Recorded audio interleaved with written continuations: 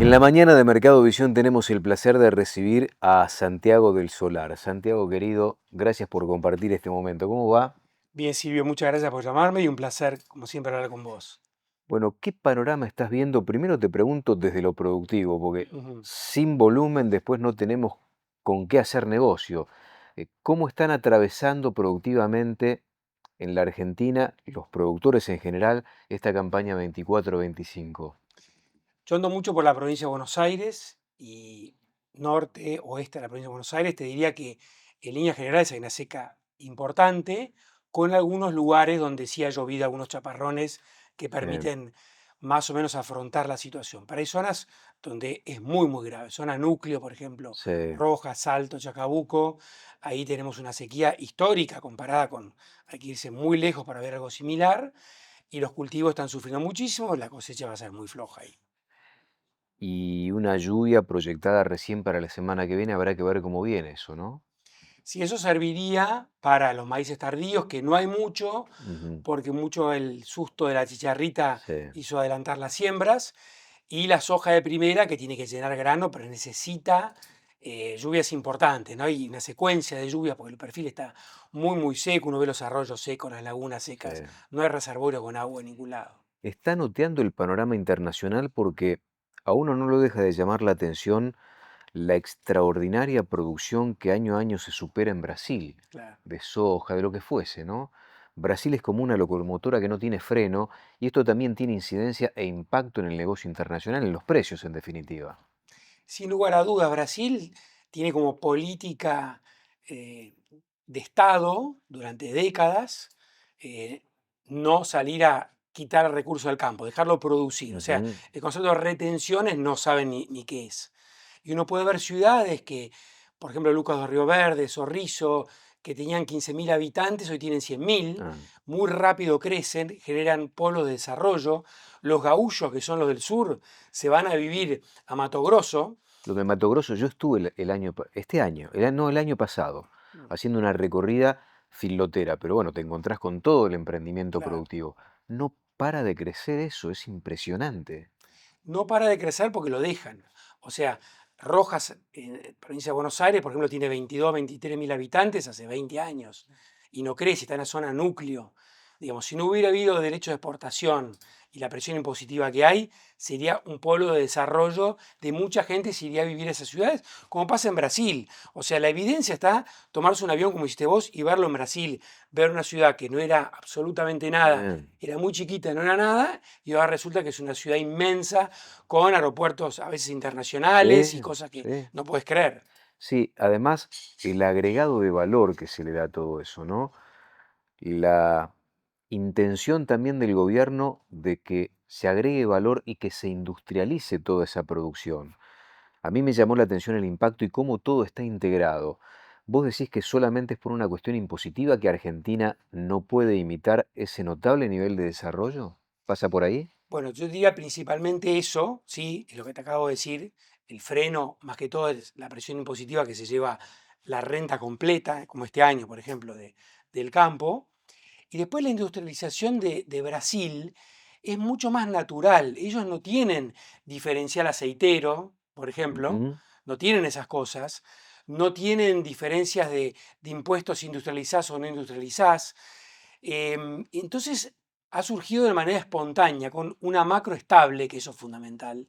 La macro ha sido, el real está estable hace mucho tiempo, ha tenido Sí. altibajos, nosotros hemos tenido devaluaciones enormes. Eso sí hay que reconocer. Cuando tenés un desastre, default o todas esas cosas que hemos tenido nosotros, ellos no lo han tenido.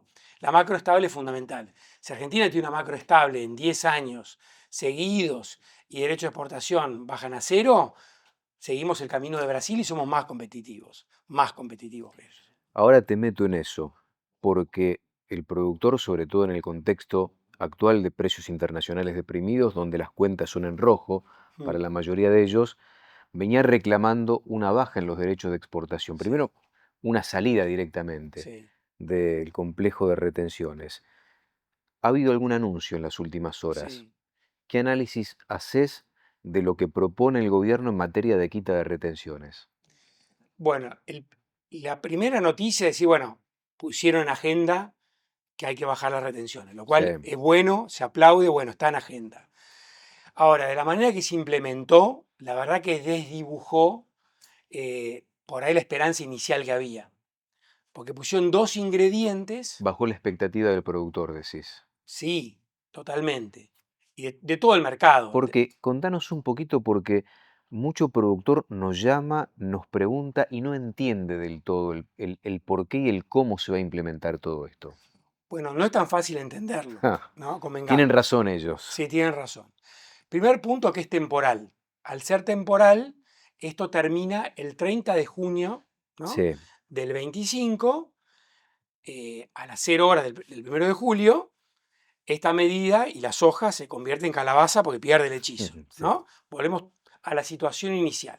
Con lo cual el mercado está dando una señal de decir, bueno, miren, el que no vende antes de esa fecha, convengamos que la cosecha de soja nueva es en abril, mayo, junio, muy cerca de cuando cae la cortina Muy cerca del límite. del límite. Lo Entonces, que muchos dicen también, va a ser muy difícil después, a partir del 1 de julio, que el gobierno vuelva sobre sus pasos a reinstaurar las alícuotas de retenciones que conocíamos hasta hace algunas horas. Hasta políticamente le va a ser muy difícil. 100% de acuerdo, 100% de acuerdo, pero hoy la norma está escrita Hoy, así. hoy está así, hoy las reglas son estas. El mercado lo ve así. Ujú. Un comprador del exterior dice, bueno, a ver, cosechan soja en mayo, junio, y yo sé que el 1 de julio le van a subir los impuestos. Y el productor lo sabe. Y más o menos son, teórico, 25 o 30 dólares por tonelada lo que está en juego. Pero el comprador del exterior ya hoy te está diciendo el FOB, que es el precio a que compra la soja argentina en Ujú. mayo, te lo bajo 10, 15 dólares. ¿Por qué? Porque sí que vas a estar apurado. Y si vos estás apurado, yo no, como comprador. Mm. Entonces plata que se va a llevar un comprador del exterior. Le estamos haciendo el caldo gordo a un comprador del exterior. A costillas del Estado primero, porque no recauda esas retenciones, y el productor que no se lleva esa diferencia. El hecho que le ponga una fecha límite es un error grave, que es similar al dólar soja de Massa. Massa fue mucho más maquiavélico, lo puso en 30 días y en esos 30 días generó un premio de 100, 150 dólares emitiendo a mansalva y ahí se logró que haya mucha venta del producto argentino, cosa que ahora no está pasando. Ahora, esto también tiene que ver, suponés, con una necesidad de dólares por parte del Banco Central, del Estado argentino en definitiva. Sin lugar a dudas, sin lugar a dudas. Me recuerdo las conversaciones con ministros de Economía anteriores, ¿no? Que dicen, bueno, ¿cuánto hay? 12, 13, 14 millones de toneladas de soja a mano de los productores. ¿Qué son? 4.500, 5.000 millones de dólares. ¿Y cuándo los venden? Los necesitamos. Siempre la respuesta que uno decía era, bueno, ¿por cuántos dólares hay en caja de seguridad o en el colchón de los argentinos? Cuando lo venden, lo necesitan. Bueno, no los quieren vender o los van a vender cuando los quieran vender. Y la soja es lo mismo. Entonces buscan sistemas que provoquen la venta. Y son todos malos.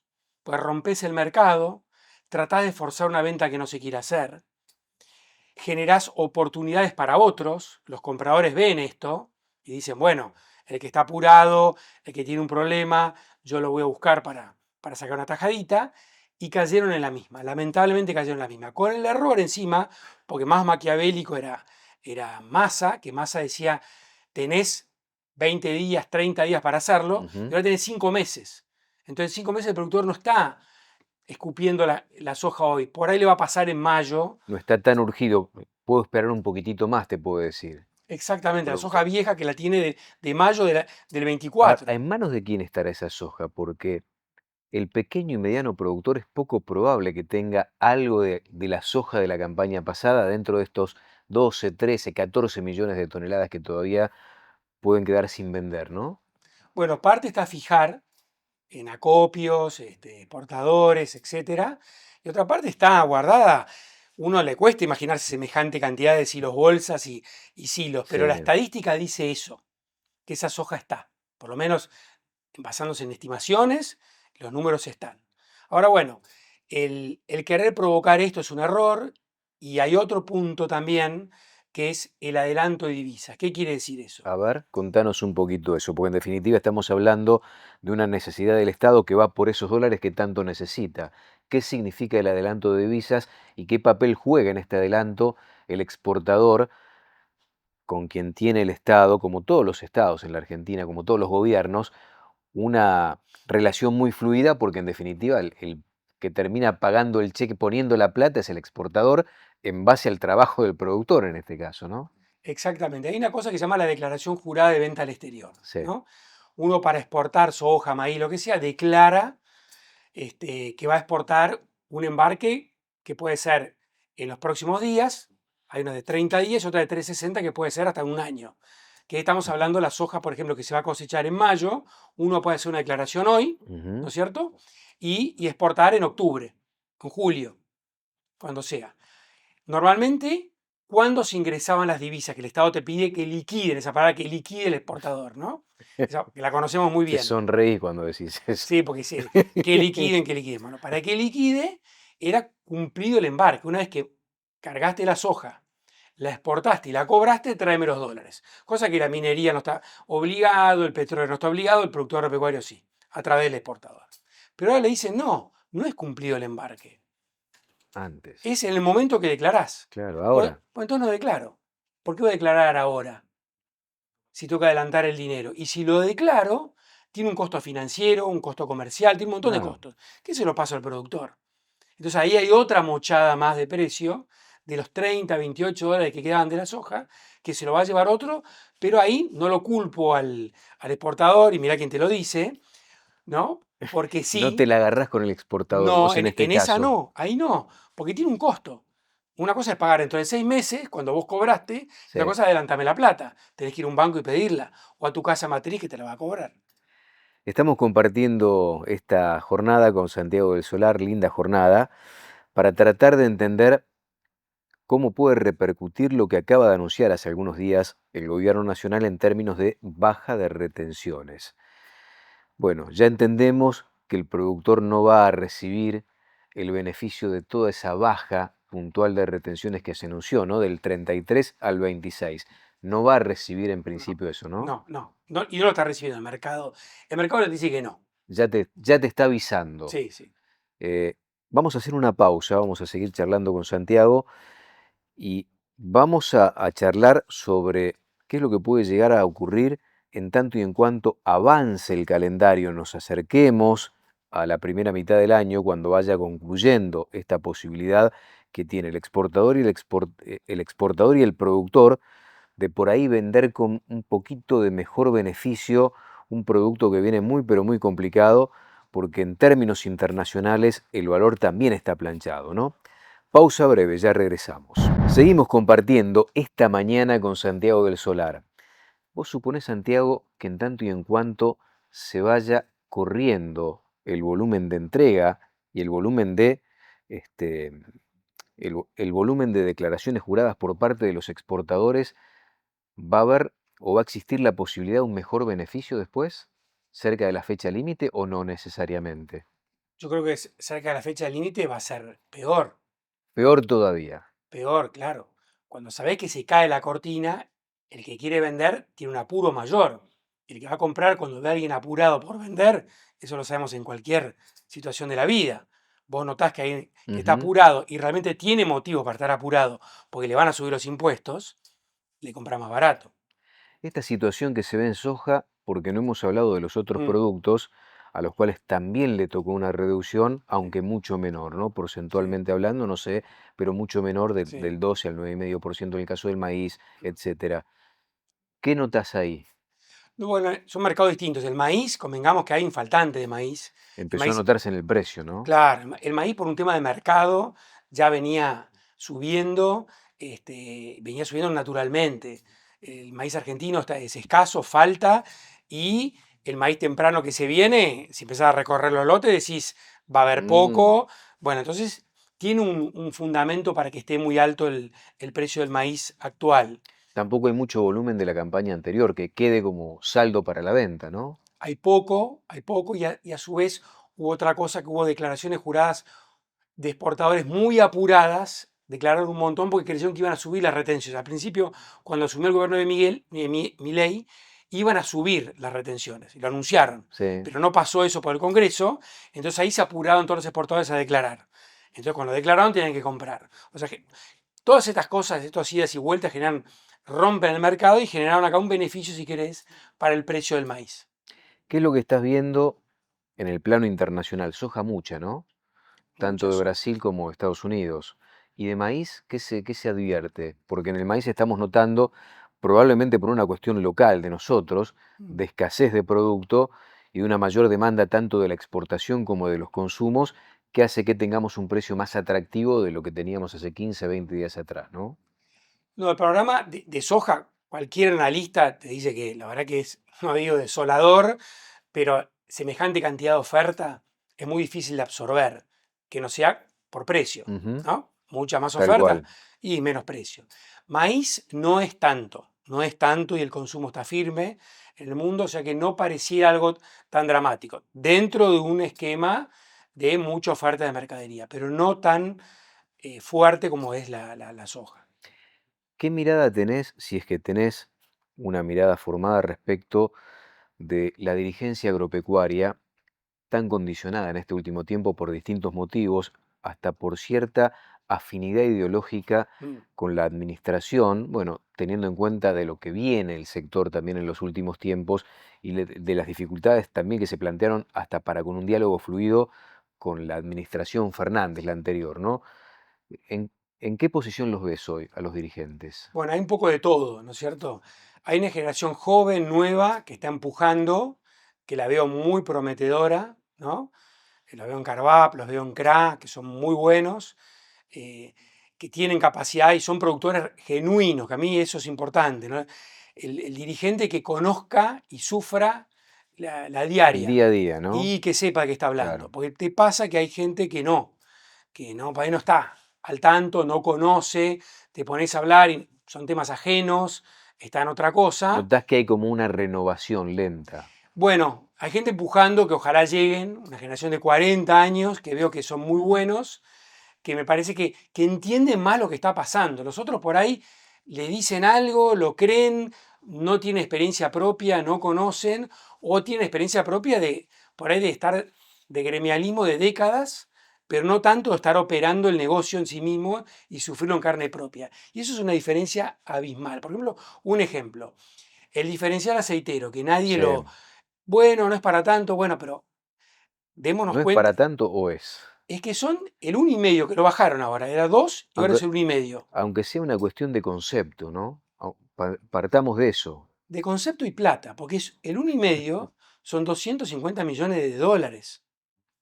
Ese es el 100% de retenciones de trigo, por ejemplo. Entonces decís, bueno, pongamos esto en la mesa. ¿Podemos eliminar retención de trigo? Sí. O bajar la mitad la de trigo y maíz, por ejemplo, con este dinero, que no se lo lleva ni el productor ni el exportador. Y muchas veces hablas con dirigentes de agro y te dicen, no lo termino de entender. Bueno, si no lo terminas de entender, Correte, de la discusión. sos un problema vos, sos un problema Claro. vos porque hay otro más vivo que te hace un cuento y como no lo entendés pasa de largo. Entonces en las discusiones estas cosas no aparecen en la mesa, porque a veces no se conocen. ¿Notás que está en parte condicionada la mesa de enlace hoy a la hora de discutir los temas de fondo?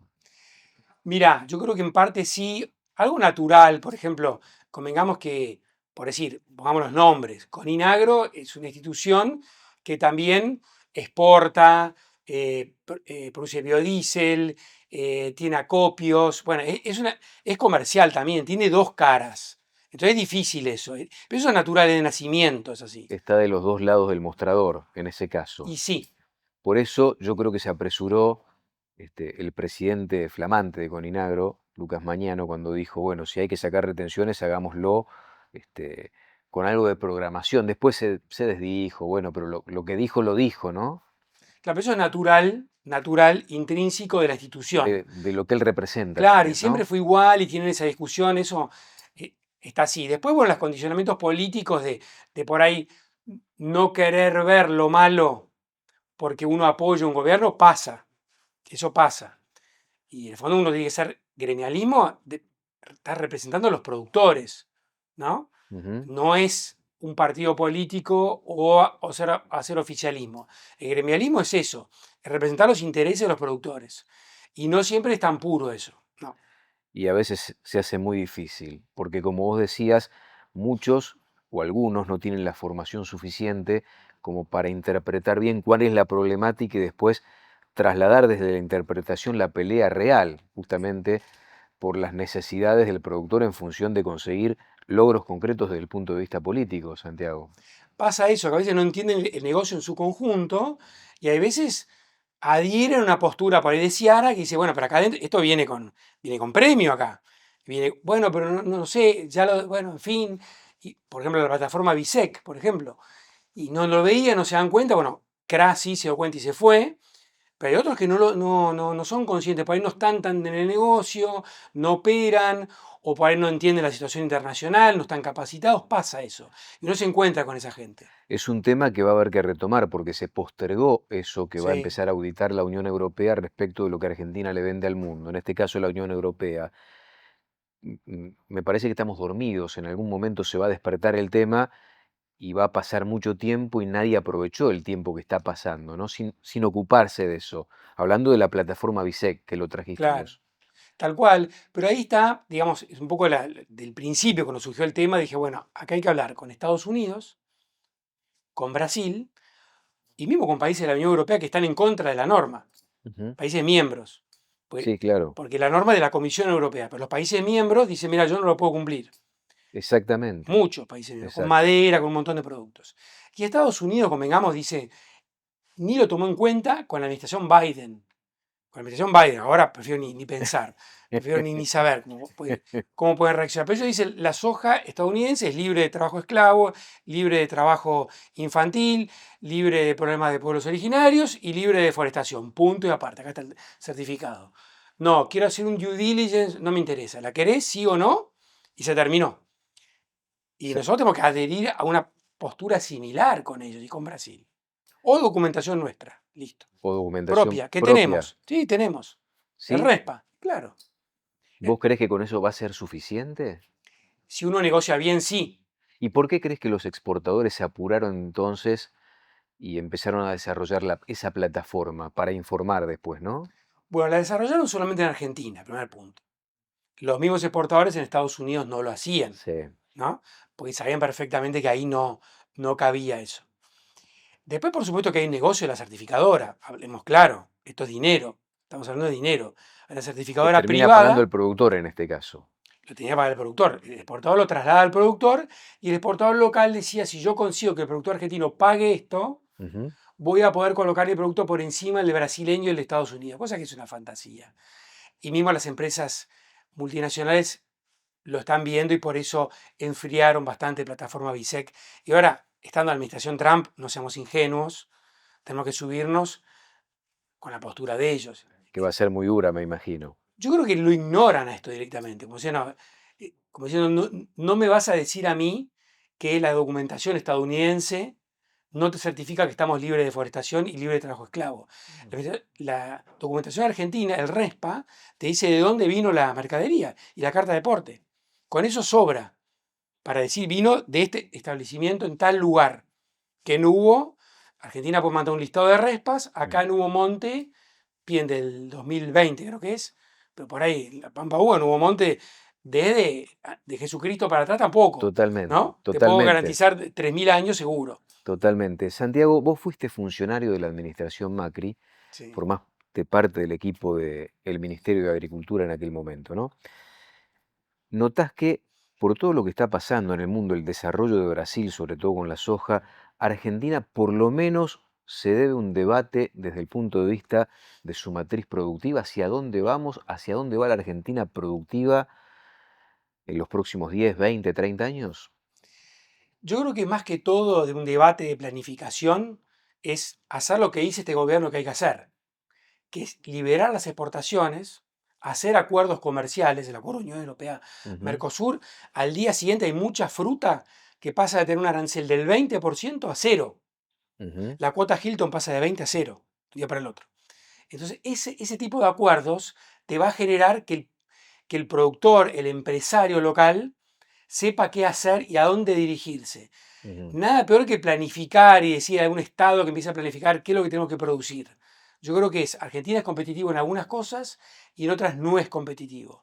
Pero hoy tenemos trabas, nosotros mismos, los derechos de exportación es un gran problema, porque estamos limitando la exportación de todo, y no estamos generando la creación de valor genuino a partir de producciones que habría mucha más carne produciendo, habría mucha más soja, habría mucho más maíz local. El maíz, convengamos que el maíz para que se transforme tiene que ser local. O sea, uno puede tener un criadero de pollo que está a 300 kilómetros donde se Ujú. produce maíz, no te sirve. Tiene que estar cerca. Entonces tenés mucho más maíz local, vas a tener mucho más empresas transformadoras. Y eso lo va a generar el mercado. Pero hay que liberar de derechos de exportación, eliminar ingresos brutos que destruye toda la cadena de comercialización y a su vez abrir la economía para permitir importar maquinaria agrícola sin los aranceles prohibitivos que tenemos, sin el doble IVA, ¿Aún la etcétera. maquinaria agrícola usada? Por supuesto, maquinaria agrícola tenemos que importar mínimamente que dejen tractores y cosechadoras, mínimamente. Pues no tenemos acá fábricas de tractores y cosechadoras competitivas. Por ahí me va a ganar un enemigo, pero Seguro, y lo convengamos estás que ganando. no. No, no, Ah. no tenemos. Estamos años luz en tecnología, son una ensambladora para hacer un poquito, pero no. Hoy las cosechadoras y tractores en escala se producen en otros países.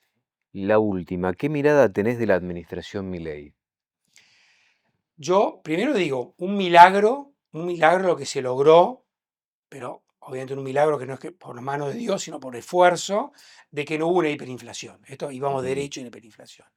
Cómo dominan la inflación y lo vienen bajando es realmente, y la macro es admirable. La parte, yo diría, económica está muy bien. El equipo económico es muy bueno, son gente confiable, muy capaz, pero hay ciertas cosas que las abandonan. La infraestructura está abandonada, política Ujú. agropecuaria no hay, directamente no existe, no hay absolutamente nada. Tienen la secretaría que está abollando ahí y por ahí repiten cosas que dice economía. Y por ejemplo, esto de esta jugada de los derechos de exportación debió haber habido funcionarios de agricultura que hayan dicho, mira, si no, háganlo de otra manera. Y no lo hubo. ¿Lo de la trazabilidad electrónica fue un papelón político?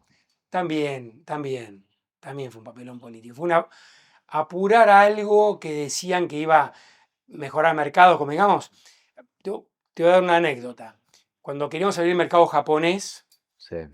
no nos pedían trazabilidad. Nos decían, a ver, explíqueme, usted la carne que produce en la pampa húmeda, me la quiere exportar a Japón. Sí, pero no la puede llevar a la Patagonia. No, Ujú. explíquemelo de nuevo, ¿cómo es? Y la verdad que no teníamos argumentos. Hay ciertas cosas internas nuestras que tenemos para tener confiabilidad, por ejemplo esa, es decir, bueno, somos libres, estamos vacunando, hay vacas que tienen 8 o 10 vacunas. ¿Cómo estamos de inmunidad? Bueno, hemos mejorado mucho eso. Ahí tenemos que cambiar un poquito, repensar el tema este de cómo estamos vacunando, qué necesidades hay y las zonas libres o no libres por ahí internamente hacia afuera son muy difíciles de explicar, muy difíciles. Un placer como siempre. Valoramos mucho tu presencia, tu visita a Mercado Visión, Santiago. Gracias, ¿eh? Bueno, muchísimas gracias. Placer. Santiago del Solar, charlando en Mercado Visión.